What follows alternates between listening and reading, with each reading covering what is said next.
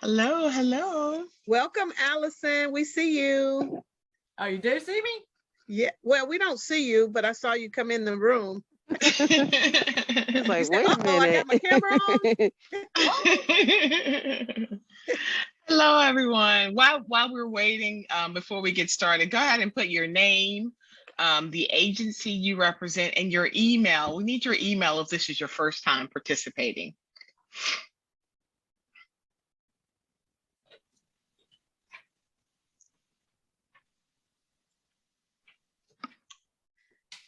Welcome, everyone. Yes. Hello, hello.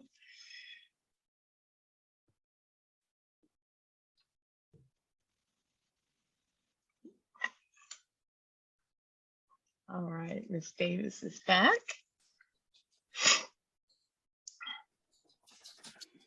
Hey, Lenarda, how are you? Hello, is that Miss Angela I'm speaking to? Yes, I'm actually sitting in for Mr. Warren today because he's always busy. Yes, So yes. I'm on. Well, great. Well, we're always glad to have both of you. Am I better now? Yeah. Elf on the Shelf is triggering me. I cannot believe you have an elf on the shelf. Do you know what I went on the through? shoulder, it's the shoulder, Erica. Do you know how traumatic that was at my house when my daughter had to have that elf? I just seeing it is giving me hives. Oh my gosh. Let me turn my camera off. I went, is that an elf? Yeah. Whoever invented that, boy, could I have my way with them. Oh, what a mess that was. So glad we've outgrown Elf on the Shelf. So glad. Oh. So it's 1 o'clock. We're going to give it just a few more minutes. But while we're waiting, if you go ahead, you guys know the routine, put your name. That's how we get the attendance. The agency you represent, and your email, if this is your first time. Many of you, if you got the invite, of course, you know we have your email. So,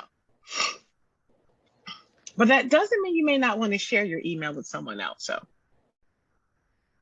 Nisha, I like your mask. It's so cute.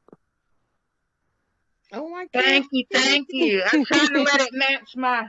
Oh, nice. Oh, that is so cute. oh, look at that. Thank you. That is too cute. Yeah. That is so cute. Lenarda, just FYI, Pat is going to be joining us probably via phone. Her computer Okay. giving her some technical difficulties. I understand that. Yeah. Well, that's probably her now.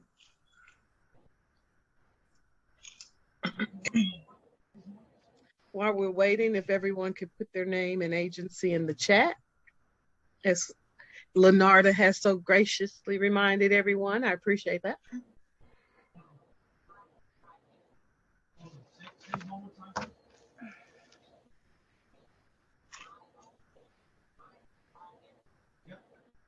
Hey, I know we didn't talk about this earlier, Natalie and Donna, but we need to get some screenshots of the team, especially with our outfits. Absolutely. Of the meeting today. Of the meeting today, yes. Sure. And anyone else can take some screenshots too. Just you got to share them with us. Lenarda, Sharon has joined us if you'd like to make her co-host. Excellent. Thank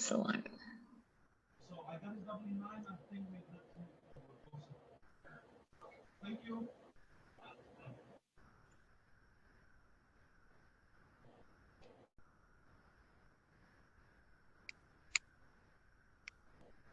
I think I am going to, my view so I can find.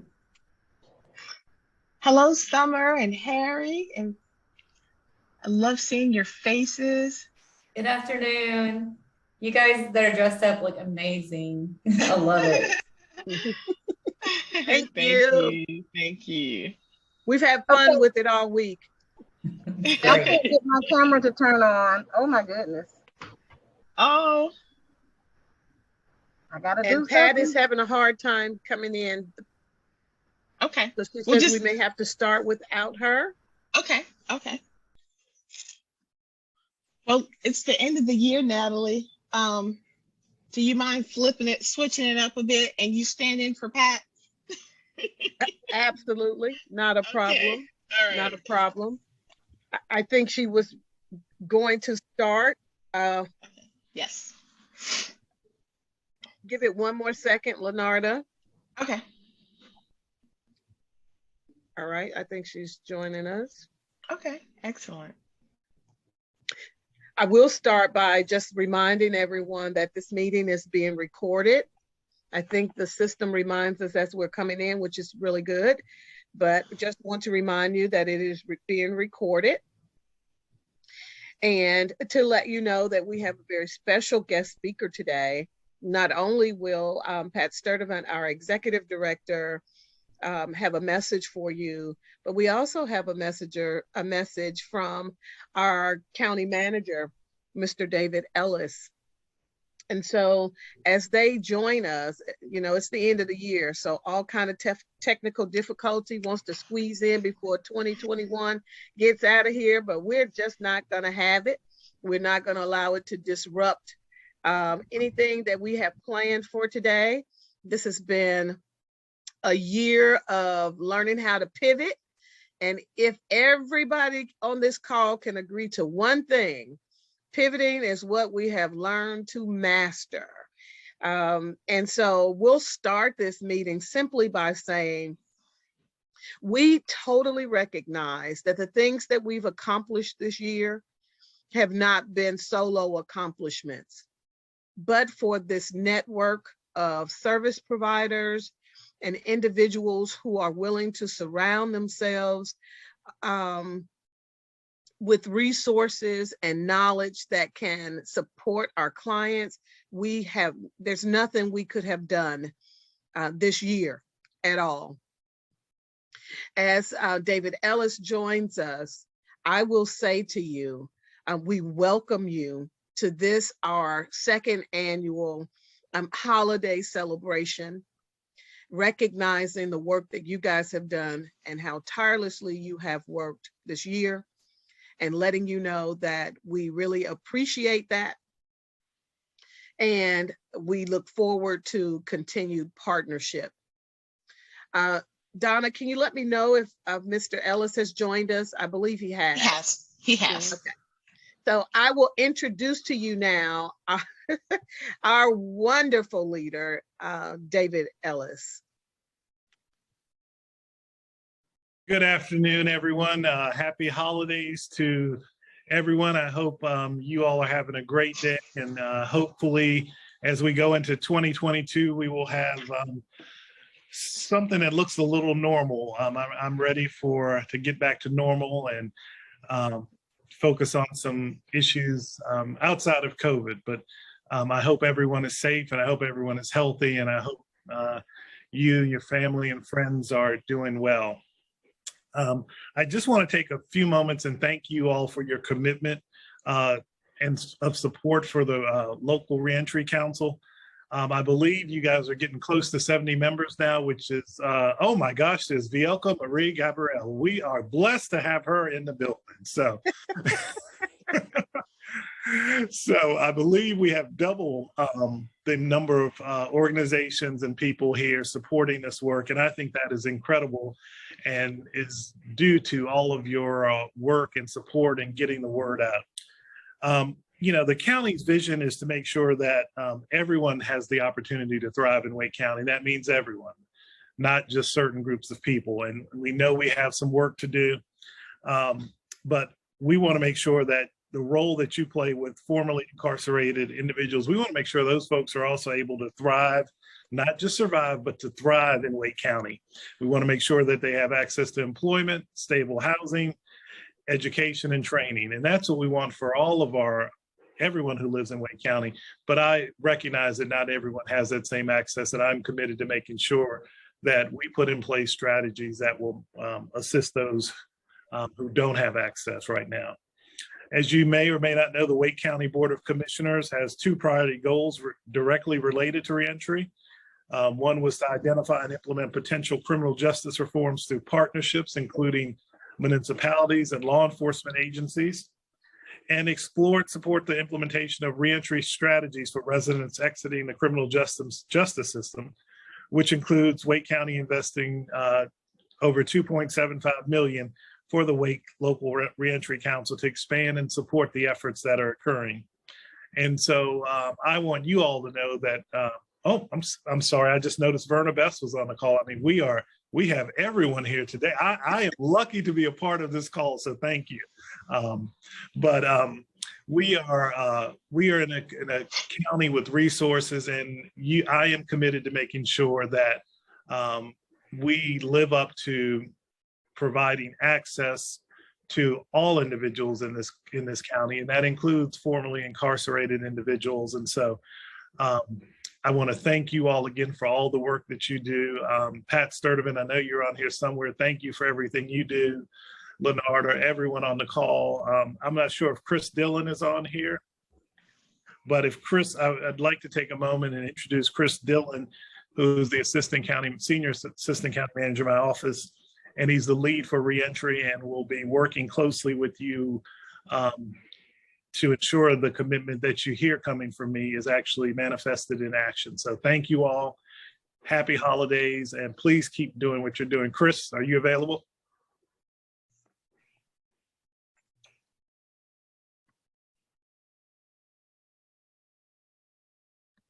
I guess it's just me. So thank you guys so much.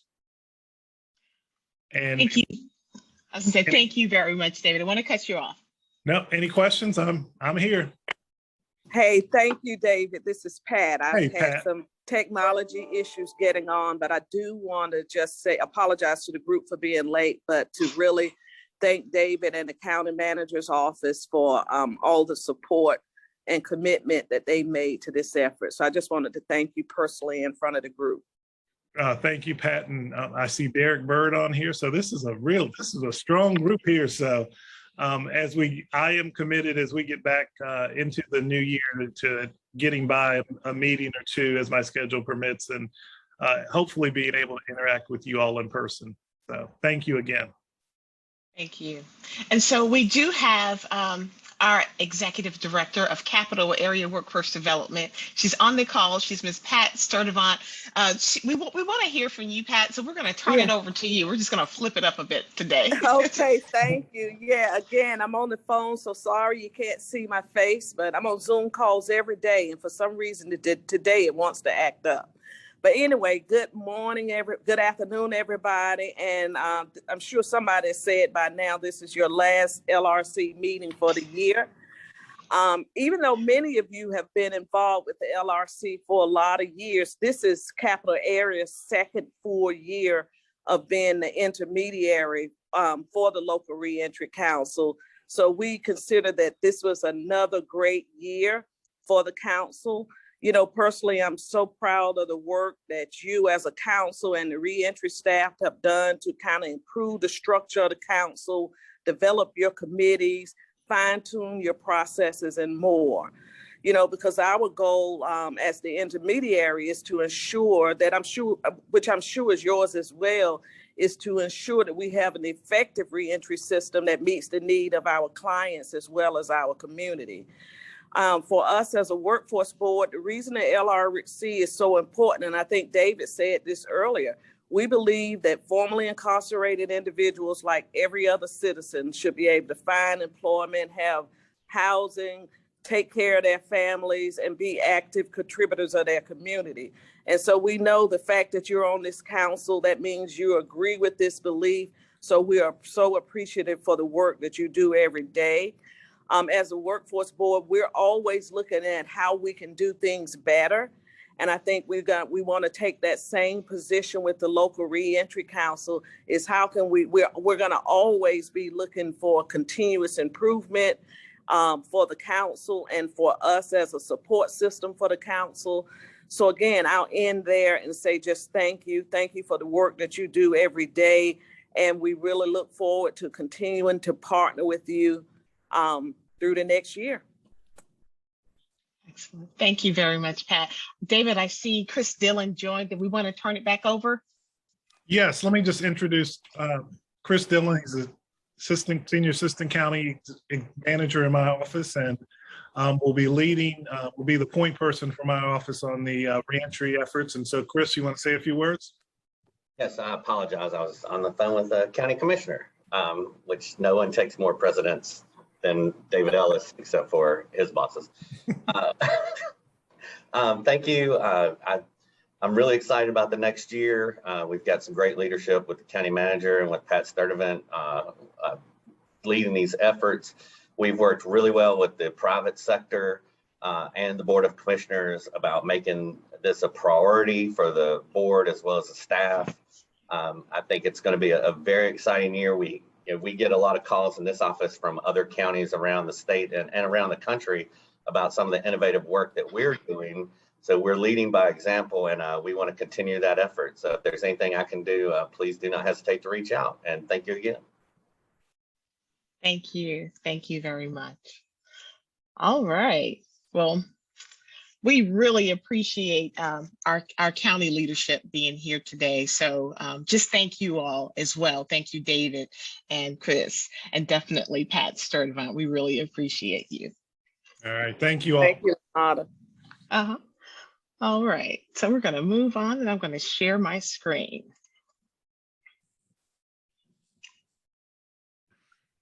All right. So you heard it. We couldn't do anything without a partnership. We, Wake LRC Capital Area Workforce Development, we're dependent on you, and we really appreciate your being here. We've operated, as Pat shared, in an entirely COVID environment. So we've learned a lot.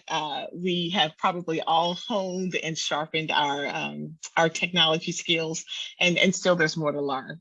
I wanted to reflect on what we have done with you by our side over the last 2 years. And so since our inception, February of 2020, we've served 209 clients, and that looks like enrollment and intake. Now, that number does not include those that we referred to you, our partners, to the NC Works Career Center for Employment Services, or to CSI, or to IPMW. That number doesn't include those people. When we look at our referral, our system that manages our referrals, that number is more than 500 individuals that have reached out to us. Expungement clinics. So we have a partnership with the Legal Aid of North Carolina, and Legal Aid of North Carolina, I apologize. And so through that partnership, we have provided expungement clinics since November of 2020. We've served 161 Wake County citizens. That's 161 individuals, obviously not all Wake LRC participants or reentry participants working with us, but Wake County citizens. That opportunity is open to anyone. You don't have to be a participant of our program. In September of this year, we reached out to our partners at Wake County Human Services, and we developed a new relationship with through Tony Pedroza, and we requested to have a case manager here on site, because what we noticed was that many of our clients may not have computer skills. So to preserve their integrity of not saying, hey, I don't know how to use a computer, but I have a need, we asked to have one of the case managers come here, and Miss Annie McMillan, she comes here and she keys the application for our participants. And again, even that service is open to anyone. In October, I believe it was October 11th of 2001, IPMW awarded us the Angel of Hope Award for how we've moved forward as the intermediary agency of the local reentry council. And on November 30th, just last month, we onboarded and we welcomed our new executive committee. The purpose of that group is to lead and guide us to ensure that we are adhering to the policy as it is outlined by our funders, the Department of Public Safety. Now, Again, we all talk about our partners, our service providers, our advocates. That's you. Well, we actually have 193 of you. And that term supporter is a generic term because you're all described differently. Your transitional housing partners, your aunts, your uncles, your parents that have an interest in this work, your stakeholders in some way. And of that 193 term that we're using called supporters, there are 109 of you that are represented here from different organizations. So we've got a lot to be proud of. And again, the work, the numbers that you see here, it could not have been done without your support. And we'll continue to move forward and continue to improve our processes, as our executive director has said. So thank you. All right. So up next, we talked about a video. We've decided, because this meeting is going to be a little longer than what we expected, we're going to email that. It's a thank you video. So please, when you get that in your email, you'll receive it by the end of the year. Take a moment to look at it. It'll be a reflection of some of the things that we have done together over the last year or so. All right, so up next, we want to hear the success stories. Again, that's why we are here. So I'm going to turn it over to my colleague, Ms. Donna Farrar. Good afternoon, everyone. We're going to hear a success story from Mr. Harry Simmons. And before he talks about his experience of coming through the Wake LRC and just kind of starting over with his life, I want to brag on him for just a second. Because I believe that Mr. Simmons is a rock star. He already had, before he even came to the Wake LRC, he already had the mindset and determination to, start afresh, start anew, and to reach his goals. He has a very extensive skill set. And he's a great person. He shows up for himself, he shows up for his appointments. He has great determination. He's so very helpful with anybody he meets, and I'm just so happy to meet him. So without further ado, I'm going to turn it over to Mr. Harry Simmons.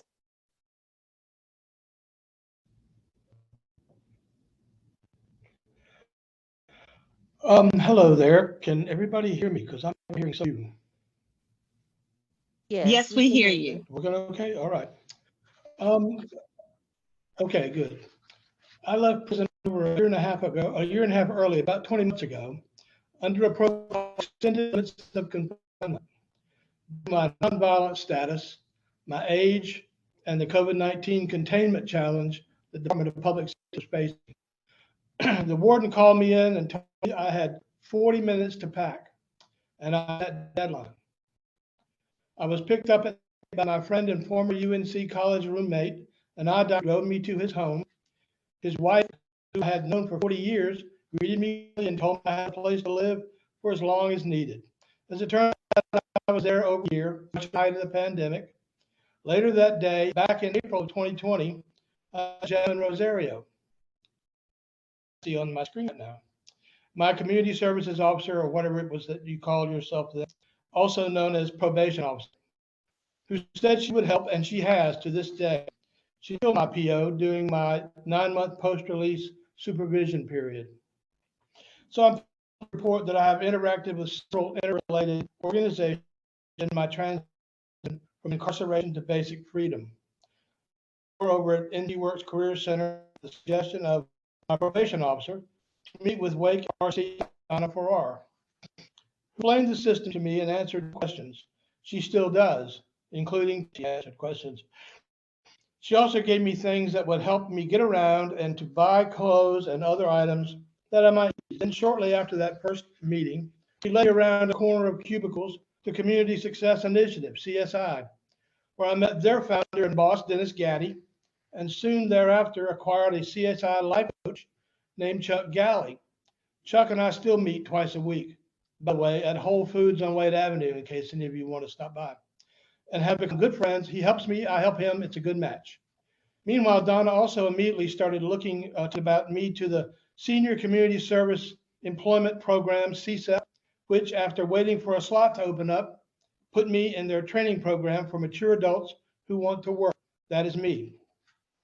Once assimilated into that program, coordinator Pat Byers sent me over to an interview with Houston Campbell at NC Works. And as it turned out, I'm now spending 50 hours a week in the NC Works lobby, helping folks do all sorts of necessary things, like signing up for various programs and classes, writing or editing resumes, applying for jobs online, guiding them through all the computer uploads and other activities that often occur when one finally gets that job. I've helped clients file their tax returns and sign up for pre-employment drug screens using that dastardly computer that many never learned how to fully use. And if it were not for a whole string of supportive programs, activities, and individuals like Officer Rosario and Donna and Chuck and Pat and Houston, I would not be helping those folks today. But don't get me wrong, while I enjoy what I'm doing, it does not pay all the bills. So I'm still looking for an unsubsidized position, which could enable me to pay all the bills and then also volunteer to continue helping folks in those programs that have helped me. I virtually interviewed for a management level position in downtown Raleigh a week and a half ago and should know the results of that this month, but not yet. Meanwhile, in case I'm not their choice, which is quite possible, if any of you are looking for a problem-solving, multitasking troubleshooter, I have copies of my resume that I'll be happy to get to you. My email address is available somewhere on here. Thank you for your time today, for the support you give to staff like Wake LRC's Donna and so many others, knowing that making an enormous difference in what happens to people like me.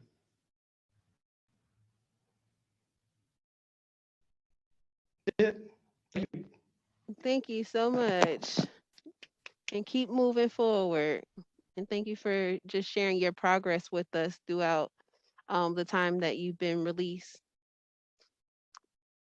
And Leonardo, if you pull up the slide. All right, and here's another individual. I do apologize. He was supposed to come speak today, but I haven't heard from him, and I'm sure it's due to work because he has 2 jobs. But just to tell you about Mr. Perry Warren here, he's another rock star as well. This man did 31 years, almost my whole life in the facility. And when he came and I met him, his attitude was just so warm and positive. He was determined. He's still determined. And I'm always in awe of individuals who can overcome just like this. So kudos to Mr. Warren. He has a job with the Department of Administration, a full-time job with them, as well as a part-time job. I'm not sure the name of the company, but I mean, he's working his tail off just so that he can get to the next level of stability. This is his car here. He bought himself a car. He was able to save up some money, and I mean, he's just doing great things. Right now, currently, he's trying to find permanent housing, and he's staying with some family members out east.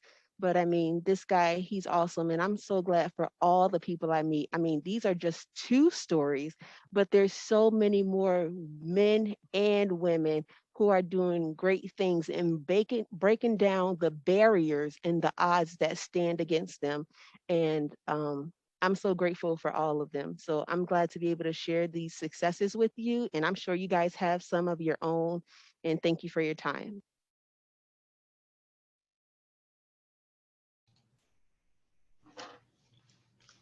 And Leonardo, you're on mute. Thank you. So I'll say it again. There's so many other stories that we haven't heard. Thank you, Donna, for giving the platform to Mr. Harry Simmons and Mr. Perry Warren. There's so many of you. I'm looking at your faces. I see Jennifer Jackson. I see Alicia Garrett. I see Derek Bird. I'll keep calling names. I'll stop. But there's so many of you that are involved in this work and have been involved in this work for such a long time that give voices to those that don't have the voices. We so appreciate you. Now, to that point, this whole meeting's about you. This whole meeting's to say thank you. We are going to move forward, and I'd like to introduce to you, as soon as I share my screen, our newly formed executive committee. So I'll wait. We'll wait because I want you to give us we'll all unmute and give everyone a round of applause for their willingness to serve in this capacity. All right. So let's see what we have here. So the first person is Mr. Michael Fallon. He comes to us from the city of Raleigh. As you can see, he's a community policing coordinator. He's got more than 13 years of service in his field of work, and that includes 25 years of working in the law enforcement arena. So thank you, Mr. Fallon. We have Miss Kamisha Falana. She is she's with Wake County Health and Human Services. She's a recovery court supervisor. She's got more than 25 years of service in her field of work. She's also had some experience working in service in Durham County as well. So she's worked in Durham and Wake County. Everybody knows this guy. Mr. Dennis Gaddy. Dennis Gaddy, as we all know, is from Community Success Initiatives. He's the executive director. And it's funny, I happen to know this because I've heard it so many times, that he's got more than 17 years working in the reentry arena. And of course, that looks like advocacy and everything under the sun. Everyone I'm sure on this call is familiar with Dennis Gaddy. Dennis is also the chair of the Wake County Second Chance Alliance. Miss Alicia Garrett, you'll hear from her shortly today. She's got, oh, you know what? I skipped and I started doing things by heart, but I know Alicia Garrett has reentry experience, more than 8 years. She's got more than 10 years of service working in her field of service. Thank you, Miss Alicia Jones Garrett. Jennifer Jackson. Here's another one that everyone knows. Jennifer Jackson is the Chief Executive Officer of Interfaith Prison Ministries for Women. Jennifer has more than 27 years of experience working in her field of service, and she's got up to 7 years of service working in the reentry arena. Miss Mariana Polk Stewart. She is from the NC State Office of Economic Opportunity. She is the director of that organization, and she's got more than 40 years of service working in her arena, and she's got 7 years of experience working in the reentry arena. Miss Jasmine Rosario, you heard Mr. Harry Simmons speaking of her. Officer Rosario is a probation and parole officer. She's been working in that area for 7 years. And of course, not only is she on the law enforcement side of justice involvement, but she's also an advocate for reentry and making sure individuals' lives are changed for the better. Jasmine has done this work for 3 years. A lot of you guys are from this area. You know Dr. Joe L. Stevenson. He's the pastor of Macedonia New Life Church. He is a reentry advocate. If you haven't heard him speak and share his passion, you will. Pastor Stevenson has been working in the faith community for more than 41 years, and he is passionate about advocating for new opportunities for that all people can thrive in the reentry arena, or in Wake County as well. Mr. Theo Walker, he is the director of transitional programs with Pardoned by Christ. You all are familiar with him. He is our past chair of the Reentry Council under Family Resource Center. Theo's got 11 years of service working in his field, and that includes the reentry arena. We are very fortunate. We have the support of our county leadership, of elected officials. Dr. James West, he prioritizes reentry. As you heard David and Pat and Chris say, reentry is important not only to us, but it's also to our elected and our appointed officials. Dr. West comes to us with more than 50 years of service in his field of service, and that includes 20 years of expertise as a local official. We have Ms. Summer Whitaker from the North Carolina Department of Public Safety. She is an assistant judicial district manager. She's got more than 17 years of service, and we look forward to working with both sides of the justice arena as we move forward. And then finally, you have the Capital Area Workforce Development staff representatives. You have, as you know, Ms. Pat Sturdivant, who's our director. You have Ms. Natalie Maybon, who's the Reentry Programs Manager, and myself.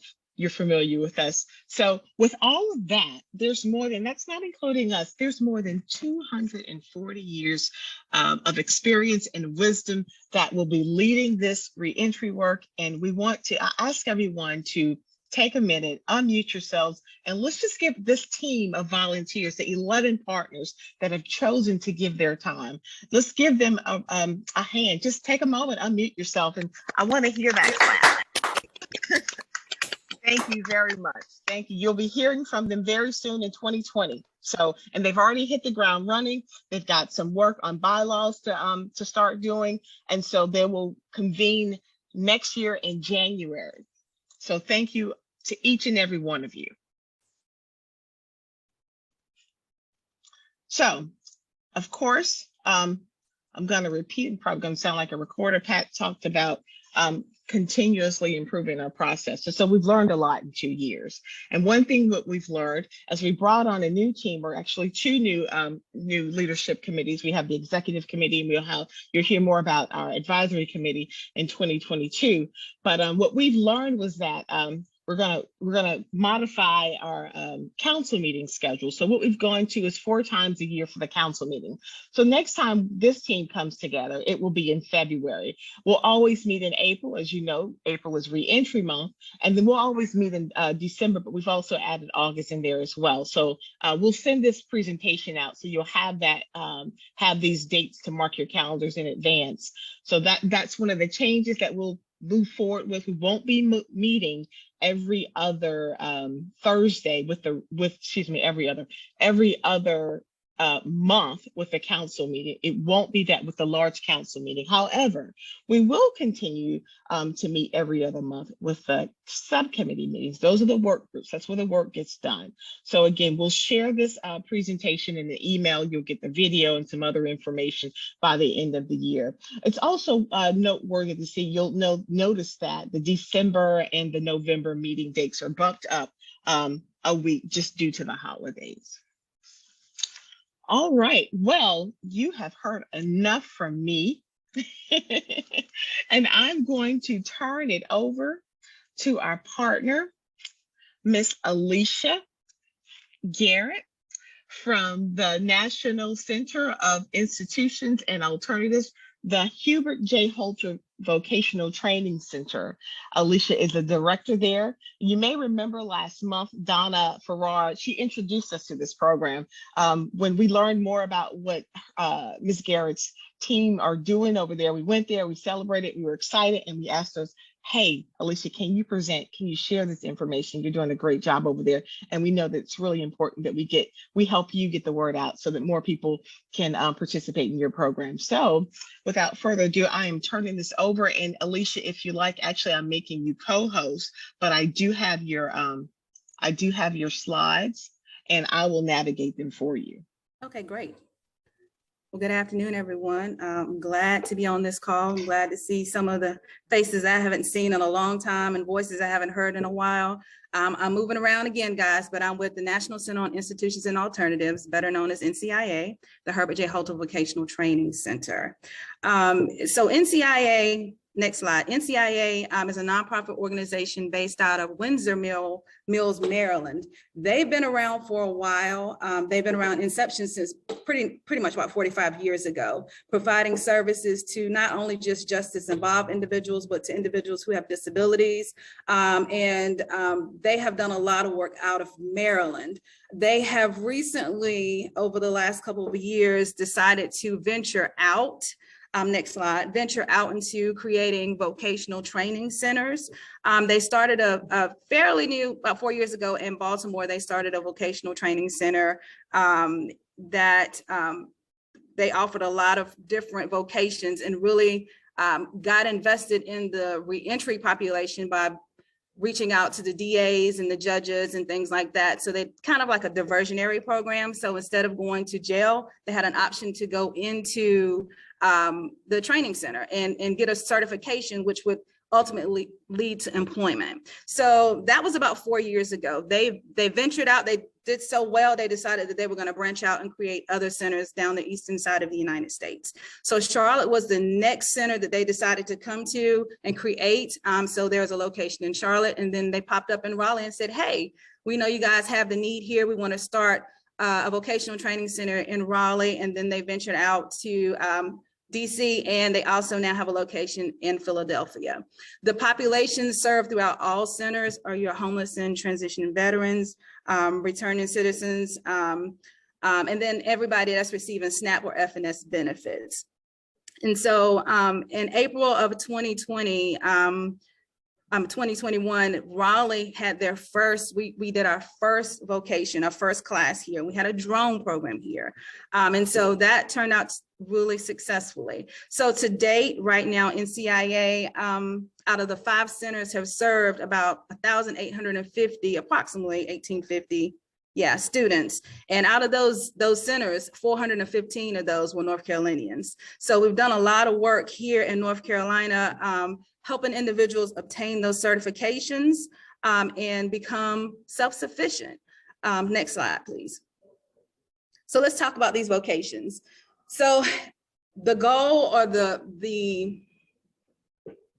model used across all 5 centers, we provide services or training in the areas of automotive, HVAC, CDL, culinary, and drone. In Raleigh, we're just getting started. We're kind of brand new here. We have started, we've done 2 drone classes and 2, this is our second HVAC cohort at this point in time.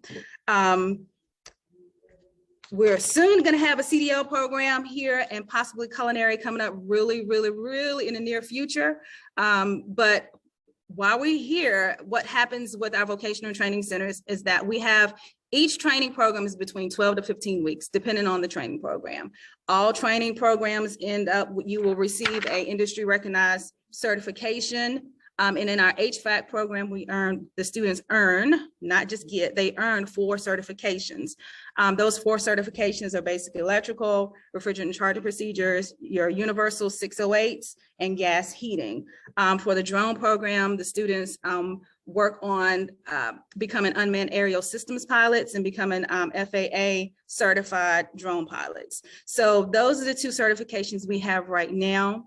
Once they finish those certifications or while they're in training, we also offer workforce development because we understand that it's very important to have career readiness training. So individuals know, conflict resolution. That's one of our biggest topics in the class. They understand conflict resolution, how to deal with your coworkers on a daily basis, how to effectively communicate with those coworkers and even your supervisors and employers. We offer financial literacy classes as well. And then we also offer barrier removal services. We're determined to remove barriers that may hinder individuals from becoming self-sufficient. So we're willing, or we can pay for fees, but not fines if necessary. And then usually when I tell people that, they usually say, well, what can you pay for? We will help them with their driver's license, their birth certificates, work boots, clothing assistance. I mean, the list goes on and on and on. Anything that's keeping them from being able to obtain employment or helping them to move further in whatever stage in life they're in, that's what we'll work on with those individuals.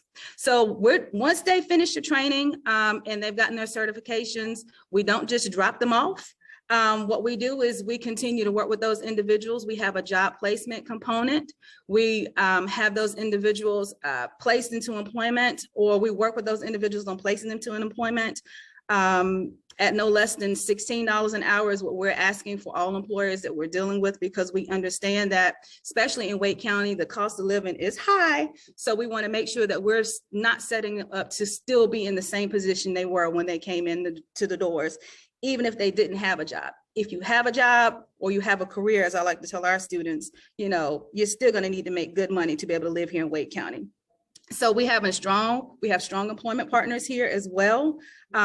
We have a high employment rate, and we stick to that. So here across all of our centers, our completion rate is 70%. Our placement rate for employment is 75%. So that's what we hold our standards to. I'm not sure if I had one young man that was supposed to be on this call, and I know he's supposed to be at work. If Anthony is on here, Anthony, are you here? He may not. Anthony Royal? He must not have been able to get off work, but he was going to be our success story for this last cohort that we just had. I'll tell you just a little bit about him, and then we'll move on to the next slide. So Mr. Royal came in unemployed, in debt, needed help ASAP. So he came in, we worked with him. He obtained all of his certifications, great personality. He was homeless. We found an organization that would bring him in. You had to be homeless. They brought him in. They gave him a job because he had a certifications at $18 an hour. He is now in he's an apartment maintenance guy. He works for their apartment complex. They have given him his own apartment where he only has to pay $100 a month for a 2-bedroom apartment. They fully furnished his apartment for him. So he is well on his way. And he just called not too long ago and let us know that they are now looking at him to be a supervisor within the next 3 months. So those are some of the successes we've had. We have quite a few of those that have fallen in that category where we're ecstatic to know that the certifications and everything is falling in their favor. And so let's move on to the next slide. I won't talk too much about Anthony because it just makes me want to cry to talk about him. So once they finish our program, we do 12 months of case management with all of our individuals as well. So we don't just let them go. If there are any other barriers along the way, then we continue to work with those individuals for at least 12 months. So once they finish our program and they find employment, it can be costly to go into a new career or to a new job, and you have to have, equipment, or you have to have clothing, and you have to have, some of the basic necessities in order to start that job. So what we do is we prepare those individuals by giving them, if they're in our drone training program, every student that finds employment or goes into employment, we gift them a drone. So they have their own drone to go to work with. In the HVAC program, these tools look skimpy on this slide, but they get quite a few tools to include gauges to go into work with. So a lot of the employers are thrilled about some of the tools that they're bringing to the table that our students are bringing to the table. So we're kind of helping them out in all aspects. We're not just saying, go to work, you're there, okay, you've got everything, now figure out how you're going to pay for the tools. That's not how it works. We take care of that as well. Next page. And I apologize, guys. Most of you guys know me. I talk really fast naturally. I have tried to slow down, but it does not work. So just bear with me.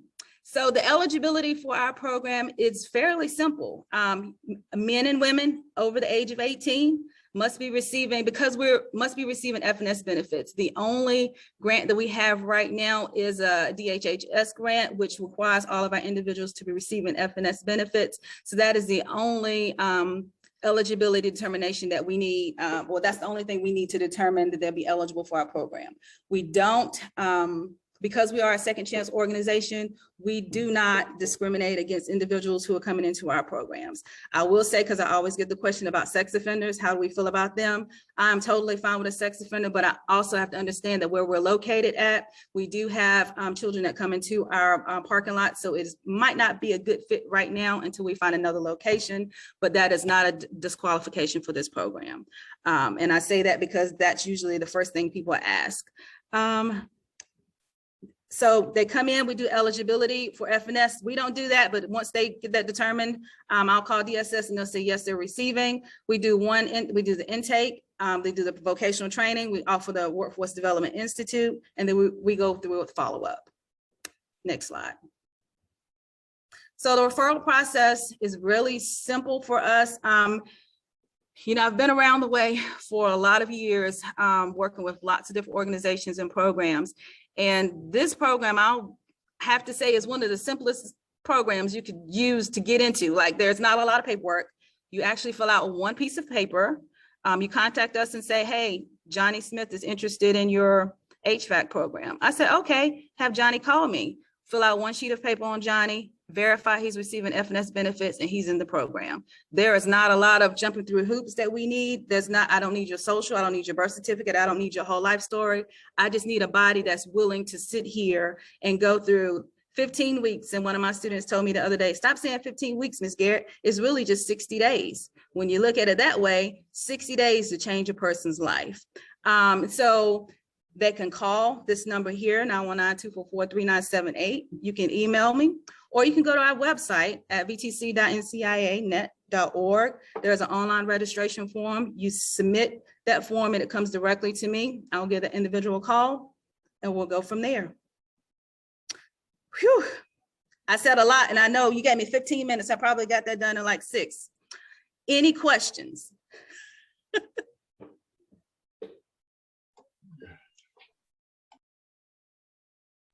Alicia, and I'm sure when we get the information, we can just send it to you.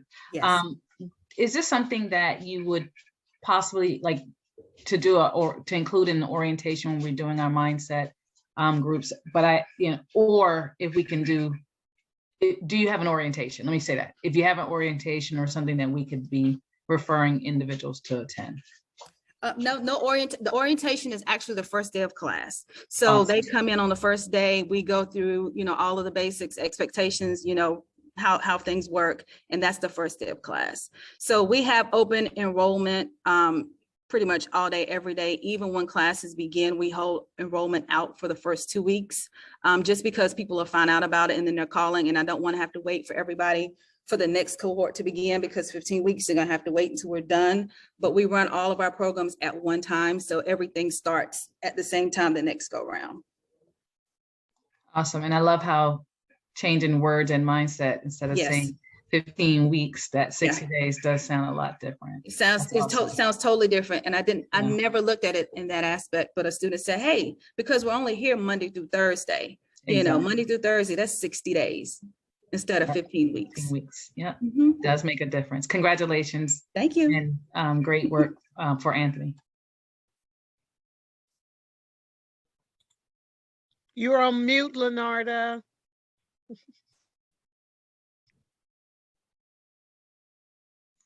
Thank you.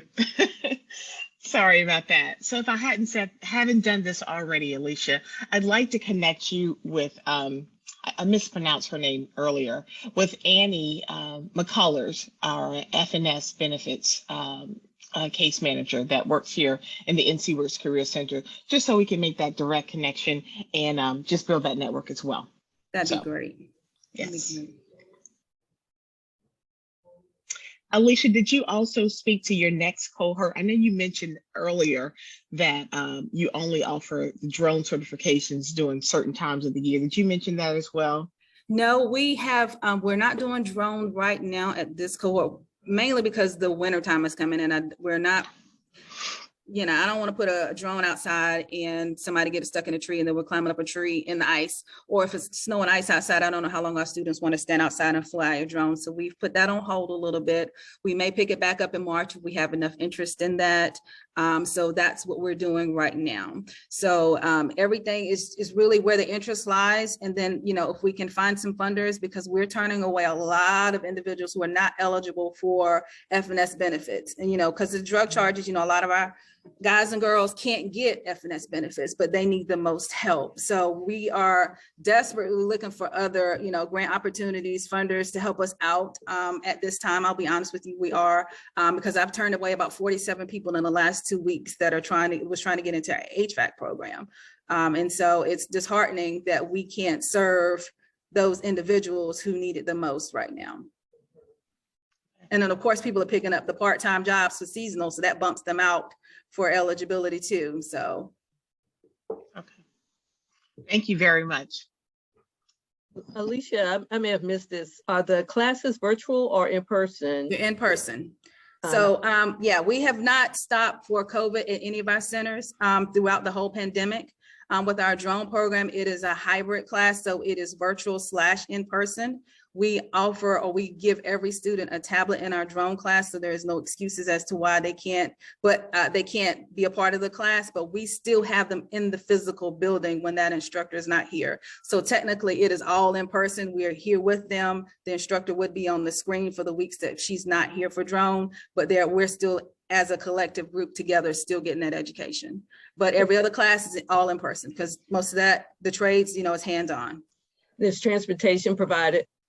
We don't have transportation. We can help pay for transportation for individuals, but have y'all checked out the prices for Ubers lately? I had one guy was trying to send 2 miles down the road. It was $50 one way. And I was like, there is no way we could do this. So we're, as many people as I can get on the bus line, but you guys know how the bus works here. It takes forever and a day to get from point A to point B. So we have tried to be, we try to be creative. I'm hoping when we get our CDL program up, in my mind, don't nobody run my idea, have our CDL students pick up students along the way and bring them to class. And that will give them an opportunity to get their drive time in. Thank you. Don't run with my idea, guys. Alicia, someone else had a question in the chat saying define FNS benefits. Food stamps. Food stamps. They have to be eligible for food stamps. Plain language, right? Yes, plain language. They get me when I was at DHS, they got me. You had to say FNS benefits. So, but it's food stamps. Excellent, excellent. Any other questions for Alicia? And again, her information will go out. I'm sure she's probably put her information in the chat box, but you'll receive this presentation by the end of the year. That sounds like a long time, doesn't it? Maybe I should switch it up in the next 2 weeks, right? Isn't that what we said earlier? All right.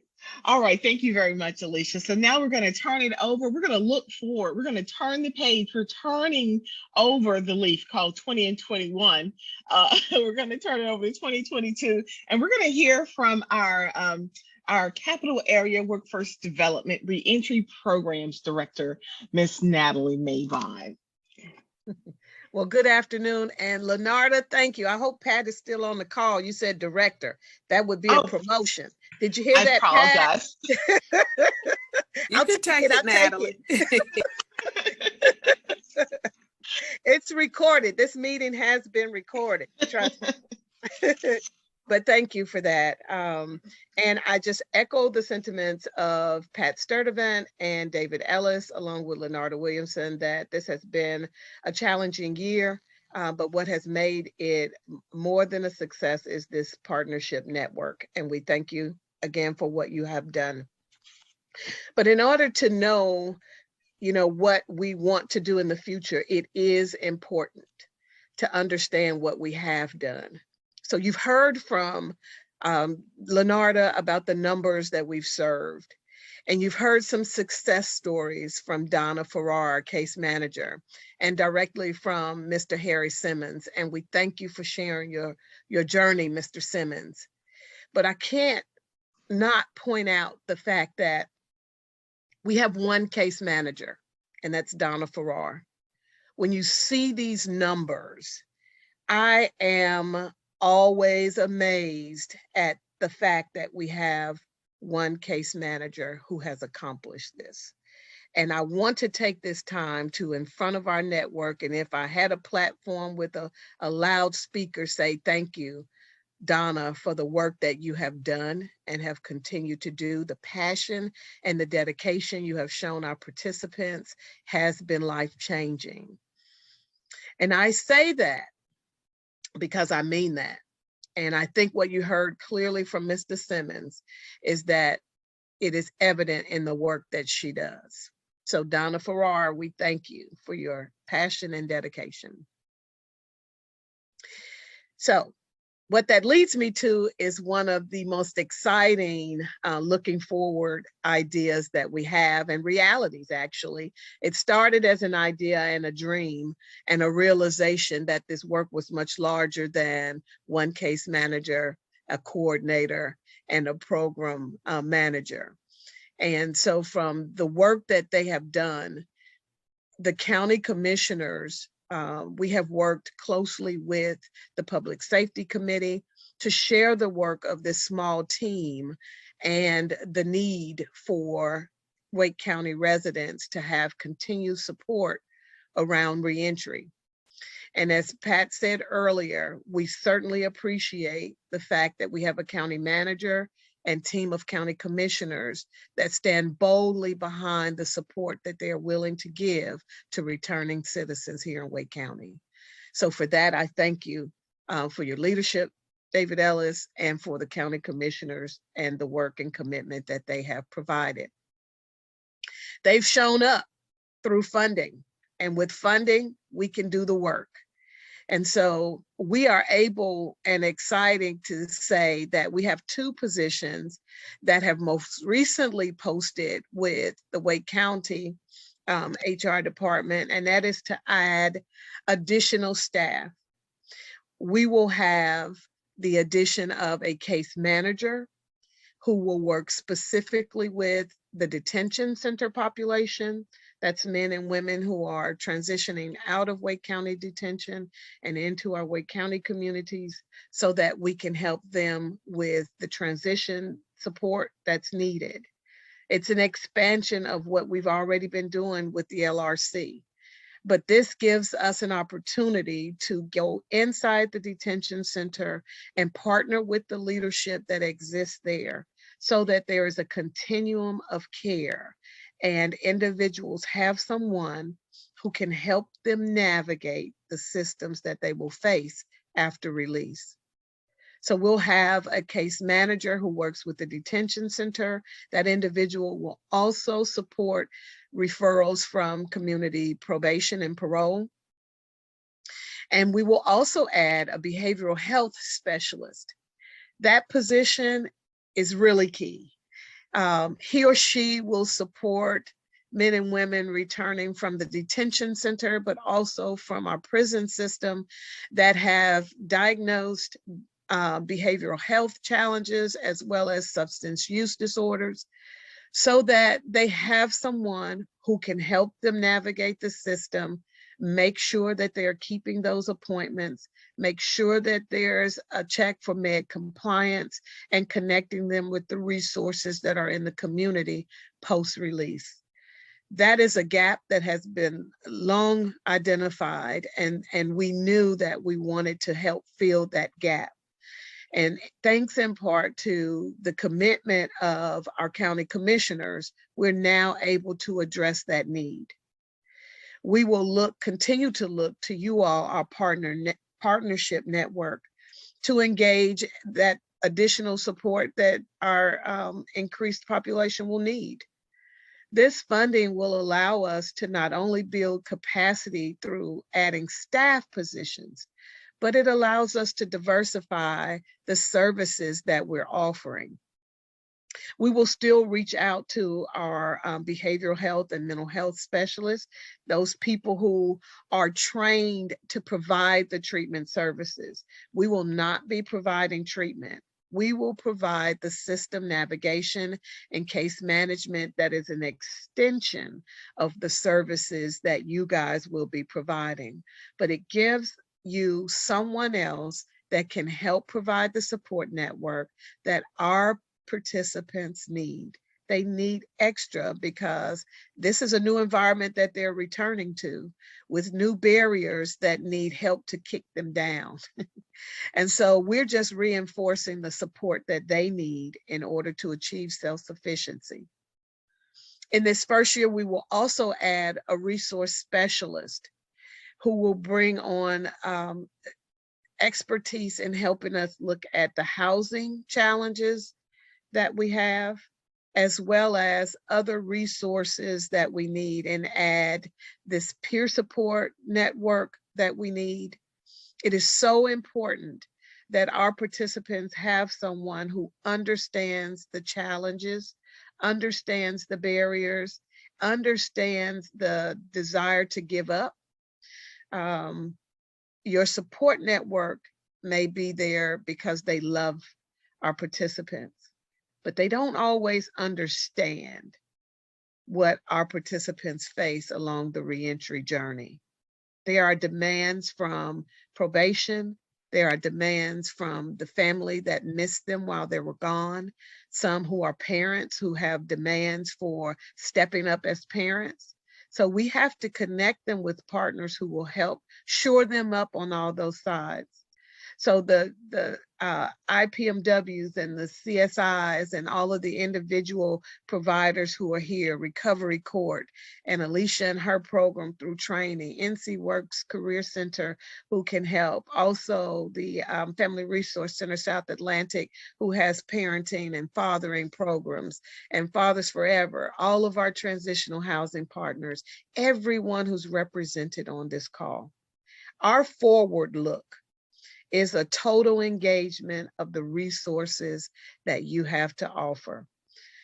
Coordinating that so that we have streamlined processes and we minimize the gaps where our participants often get lost. That is the goal for 2022. That's to minimize those gaps, provide bridges where we can't eliminate the gaps, provide the bridges, and help through system navigation, help our participants cross those bridges into self-sufficiency. We're looking forward to a new partnership promoting a collaboration between Red Hat, Meredith College, and Smith Anderson Law. They are looking to pilot a reentry paralegal program, offering a paralegal certification through Meredith College, but also a 6-month direct internship with Red Hat, a 6-month internship with Smith Anderson Law Firm, so that by the time an individual completes their paralegal certification, they will have hands-on experience, and then the benefit of the Meredith Placement Department to help them find employment. But to finish that certification with having the experience through the law firm and through Red Hat puts them at a level for employment that would be different than many of our participants could have. We're working with them around the eligibility for that pilot program. And there are several of the people on this call who have been meeting with us and meeting with this team to really consider how we will recruit for that pilot program. But we're awfully excited about the opportunity that that will provide. We're also looking forward to 2022, continuing our partnership with Legal Aid. They have been providing our monthly expungement clinics, and we will continue to do that. But they're going to look different. In 2022, they're modifying their model, so it's not just an information session. We're looking to register people for those sessions so that they're bringing with them their record, and they will have an opportunity to meet one-on-one in person for legal consultation. So right now what's happening is individuals come in for an information session, they're completing their application, and the legal aid team is taking that information back and screening for eligibility, and then moving forward with those individuals who are eligible. We're trying to do some of that eligibility work up front, so that when they come in for the session, they're actually able to do the legal consultations right there in the session. So keep your ears open for what that change will look like, but that will be a change. I'm imagining that means our sessions will grow not only in capacity, but in the length, so that there's time for the information piece as well as the engagement piece, screening and eligibility. So very excited about that. They're also going to offer a virtual expungement clinic at the beginning of the year, and that will be for all of you all, so that you understand the changes that are forthcoming and can help to engage your participants in this process, so that we can help more people reap the benefit of all of the hard work that Dennis Gaddy and many of you have done to revise our expungement laws and help individuals get a fresh start, looking at eliminating some of the records that have come from the past, eliminating charges that they weren't convicted of. There's so much that goes into the changes, the judicial changes that have happened. And it's important that we're all educated so that we can provide leadership to our participants and get them connected with legal aid to reap these benefits. They're there for them, and we want to continue supporting them. We're also looking forward to, in year 2 of the local reentry council expansion, is to add an employment and an employer engagement specialist. That individual is going to work directly with our participants and with employers to build out a second chance employment initiative. We have had many employers reach out to us interested in expanding their diversity and inclusion hiring practices to really target the reentry population. Through NC Works, we have been able to accomplish that, and we will continue to partner with NC Works as we grow out this program. Our employer engagement personnel will work closely with NC Works, will work closely with the employers that are committed to not only receiving applications for our participants, but talking about the benefits, talking about long-term employment, and then we providing some additional support to them around mindset change. Vielka and Alicia talked lots about understanding the mindset that getting the job, we can help them achieve the position, but we also have to give them the skills to maintain the job and then to excel and be promoted within that job. And so there are other skills that we have to provide to them, as well as the employers who are eager to support them. And we're looking to do that through our employer engagement position that will be added in July. I saw Sharon on this call, Sharon Tabor and Jones, who works with Capital Area. She is our new reentry grant manager. She will be working hand in hand to manage the Roads to Reentry initiative. And a lot of them are on this staff as well. Hey, Sharon. She is the new grants manager for that program. She will also be rolling out a mini grants initiative that is a part of the LRC expansion through the ARPA funding coming from the county. She'll be rolling out at the beginning of the year a mini grants program that will be offered to many of you. So you'll hear from her. When you see that name, make sure you respond to her email. She'll be sharing information about how we're looking to support your reentry initiative through mini grants. And so she'll be presenting to you a little bit later the parameters of those grants that you'll be able to write. And so have your thinking caps now, be talking with your staff and thinking about how we may be able to support the reentry work you're doing. Think about those gaps that you have that you are interested in having support around, and be prepared to present that information to Ms. Jones as she reaches out to you. We're excited about 2022. The capacity expansion, the program services expansion, and the expansion of support that we're offering to you, our partners. We're excited about that. Lenarda, I don't think I have left anything out. Is there anything else you'd like for me to shout out about our expansion? I'm very excited, and I may have forgotten something, but I don't think I have. I think you covered everything very excellently. So yes. I will punt back over at this time. Actually, I'm going to punt to another one of our great supporters and leaders through the DPS support, and that is Allison Jordan. Allison, are you on the call? Yes, I am. All right, Allison, you're up next. All right. I think I was straightening up my desk and I lost one of my talking points. But anyway, I think I can wing it. So, I first want to say happy holidays and Merry whatever. And I hope that you're ready because, you know, we're like a little over a week away. So you're decorated and got all your gifts and you're ready for time off. So I just want to say happy holidays and hope everybody is going to have a restful time.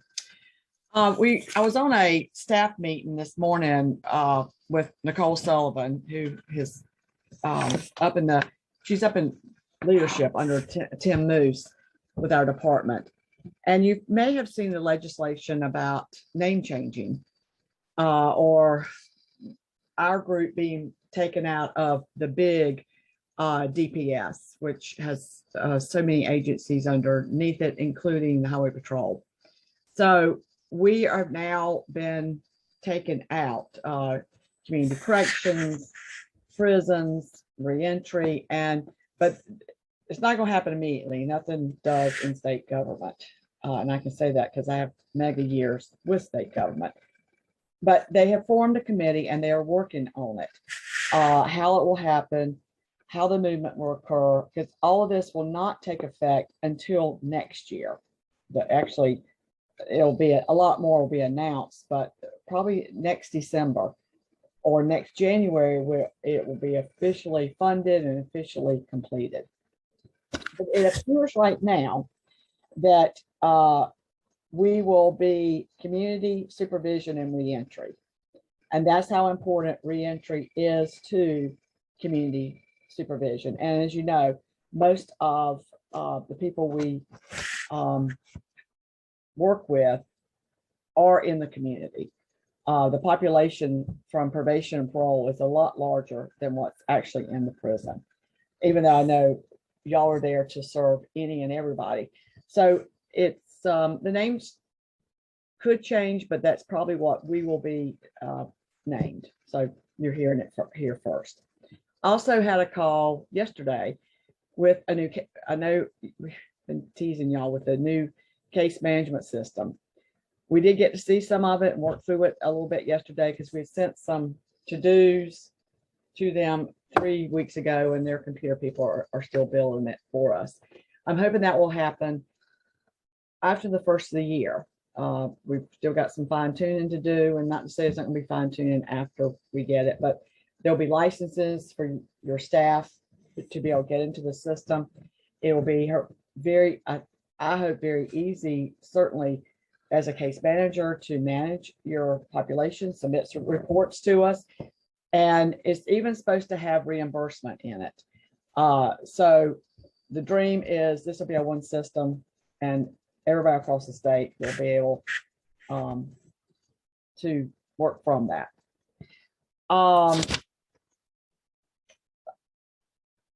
Also wanted to mention the reentry conference is a go. I am on the committee, and as usual, I'm over the food. I don't know why, but they always put me over the food. So I am not taking orders yet, but right now it's still going to be in Greensboro, same place it was 2-3 years ago. We do have a contract with them, and we'll be going over there and looking at the meeting space. But it will be towards the end of April. We are looking at people who would like to present. So if you have something you would like to, or you'd like to have a time to speak, have a training session, whatever it is, or if you know some luncheon speakers, we're really looking at some. So if you've got some big connections across the US, hey, I will take any suggestions you've got because they put that on us to do. So anyway, I'm excited about that deal to finally occur because we put it off because of COVID. For it'll be a year and a half since we've had to bump it. Let's see. I would just also encourage you, even though this time of year is so exciting, and I know they're going to have the ugly sweater contest coming up, and that's always fun, and it's always some good laughs, which is makes the holidays to have some kind of laugh and an ugly sweater contest. It just takes some time for you. You all do lots of reach out, lots of work with other people, but you need to take care of you, and you need to do something that makes you feel better about yourself, whether it's sitting and reading a book by yourself, being with family, getting a massage, which I'm getting tomorrow. Whoop, whoop, whoop, whoop. I'm off tomorrow, so don't contact me. But do something for you. Do something that just kind of restores you back, because the holidays carry sometimes some heavy baggage for some people. It has lots of fun memories, but also can have some sad memories. So take care of yourself this holiday. Be sure that you are, you're refreshed for the first year. 2022, let's say it's going to be a new year, a new start, and everybody's going to be be able to hug each other or see each other, shake our hand, not an elbow, or Zoom. So I really appreciate you having me. I do want to say thank you to the executive committee who stepped up and took this major role on, because it is so important to have. The subcommittees are the workers, but we need the executive to direct what's going to happen on the council. So, and the staff here is fantastic, and they're so professional, and you don't say no. They will track you down. I think they know where I live. Yeah, I know you do. They will track me down if they need something, and if they've got it on their agenda, it's going to be on the agenda, and they're going to make it 110%. So again, thank you, staff. I really appreciate it. You make my job easy, and I hope y'all have a great holiday. I'll be here next week working, so I'm sure we'll talk. Thank you, Allison. Yes, thank you, Allison. And Natalie and Donna and Pat, we heard you, Allison, very loudly and clearly. She said don't contact her tomorrow, Natalie. Yes, she did. She'll be in a massage. I'm on a girls' overnight Commerce Hotel. All right. Thank you. Well, yes, self-care. We learned that we know that, but we were reminded that this year during Reentry Month, April. So yes, self-care. Thank you for prioritizing yourself. So good. Hey, you guys, this is the moment that I'm going to say I've been waiting for all year. This is the time, as Allison just so eloquently said, that we are about to host the 2021 Ugly Sweater Competition. And we have our lovely host, Miss Vanna Mabon. Woo! Woo-hoo! I'm trying to get over to Natalie. Thank you. All right, Lenata, I think I'm more excited than you are. This is it. The only thing that gets me happier is our shout outs when we do our partner shout outs. But this is fun. I wait for this time. I don't have on an ugly sweater this year, but I do have on a pretty interesting necklace of lights and beautiful stocking. Hopefully you guys are ready for this great competition. So this year we're going to do, and we think we did it last year, we're going to do a poll. I'm going to give you about 30 seconds. Once Lenarda puts up the poll, I'm going to give you 30 seconds to vote on our ugliest holiday sweater, right? And so you will vote in the poll. I'm going to do a countdown. Now, I don't count really well, so you might get a little bit more time, but we have wonderful prizes. Our first and second place will get these lovely baskets. And I'll tell you, when I first wrote the description, I said handcrafted baskets. I thought they were woven by hand. And Lenarda goes, no, that's not it. They were assembled with love. And so these are gourmet baskets. you will love them and you will enjoy them over the holiday and they're so large you'll be able to share them with your loved one.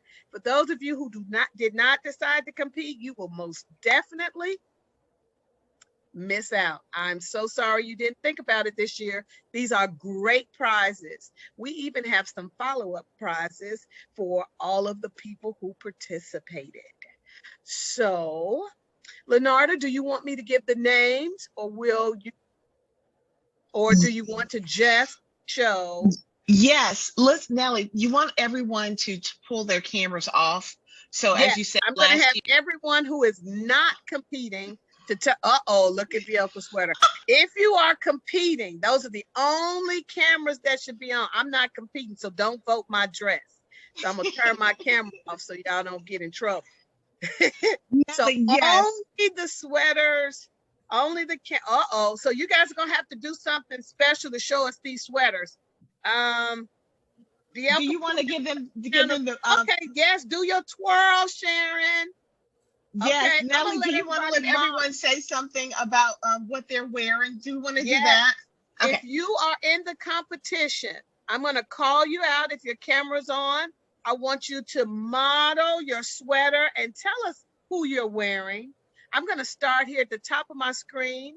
It's Donna Farrar. Who are you wearing today, Miss Donna? I am wearing the lamp from the Christmas Story. The lamp with the Christmas Story. All right, classic. Yes, and look at that headdress. You better work it. Yes. Okay. Thank you, Miss Donna. All right. Next up, we have Miss Kamisha. Hello, everybody. What are you wearing today? I am wearing Rudolph. Go, Rudolph. And Rudolph has sleep, but then if you hit the sequence like Vanna White on Wheel of Fortune, Rudolph lets you know he likes to slay as well as sleep. Go, Rudolph. You better slay, Rudolph. All right, all right. What's that mask? Okay, Rudolph, you're working it. All right, Miss Bielka, you're up next. Who are you wearing? I am wearing an original by Grandma Fela, straight out of Panama. So I love camping and I love my RV and Christmas. So my husband just said I look like Chevy Chase Lampoon Christmas, but I'm lighting up. Love it. And I have my ginger beer and my flashlight and all of my camping equipment to go with my RV. With your RV. All right, RV Bielka. Let's see, who do we have up next? Do we have Miss Jones, the new Mrs. Jones? Well, I am wearing a gift. Oh. And the reason for this gift is because every single individual is a gift to the world. So I'm wearing a gift. Yes. Okay. I love it. I love it. All right, Miss Davis. Hello. Who are you wearing today? I am wearing a Miss Davis original. It's a recreation from 2021. This is the Ghost of Christmas Past. It has been resurrected in the hopes that it will win first place this year. It was carefully designed with you all in mind because it can't get any uglier than this. Thank you. All right, work it, Miss Davis. Now, Miss Rosario has her camera on and she stepped away. So I'm thinking she must be getting ready to come twirling into this camera and show us some great fashion. You got some ugly fashion going on? What? We're not supposed to vote? All right, so let's go ahead and launch that poll. I just didn't know how to turn my camera off. I'm sorry, I don't know how to turn it off. No worries. Well, nobody will vote. Do not vote, Miss Rosario. Scoot back out the picture, Miss Rosario. We don't want to put you in the vote. All right, Natalie, I'm going to launch the poll. So everyone the poll should come up. Go ahead and cast your votes, and Natalie will tell us when we're going to end this poll. All right. All right, launch the poll, Miss Lenarda. All right, let's vote, guys. Starting now. Let's go. Votes are coming in. All right, I'm liking this. This is good. This is It's good, tight. guys. It's close. It's close. It's very close. We'll be closing soon. All right. Okay, All we got right, 29 about people 10 here. more We want, seconds. yeah, we want 29 votes. We got 29 people. I got 21 up. All right, come on. We got some more. We need some more votes going. We're going to be ending the poll. All right, and you in let me know when. 5, 4, 3, 2, 1. All right, Lenarda, you can close the poll. We got a problem. From Houston? We got a tie, but I'm gonna share the results. We do have a tie. Oh my goodness. Okay, I'm gonna share the results. This is super awesome. And the winner is. Wait, we have a tie? We have a second place tie. Oh, okay, okay, gotcha. Natalie, who's the winner? Worry. Who's the winner, Natalie? The winner is Donna Farrar. Yay! Go Donna. Yes, I love those fashions. Love it. Love it. All right, Thank you guys. And so and we have who's a second place tie between Ms. Davis and Ms. Bianca. We do have great consolation prizes as well. Please contact Donna Farrar. You will find the email. You'll find her email in the contest rules that went out, but you'll need to pick up your prizes by January 3rd. You can contact Donna Farrar to make those arrangements. Prizes will be picked up at the Hillary NC Works Career Center. Congratulations, winners. Thank you again so That much was for your super fun. participation. That was so fun. We never thought about a tie. Isn't that funny? Never, Anyway, never. thank you guys. Thank you guys for participating. Oh, no. But it was awesome. Everybody's a winner, as Natalie said. Everybody's a winner. Always a winner. So much fun. Yes. Lenarda, Yes. I'm going to punt back to you.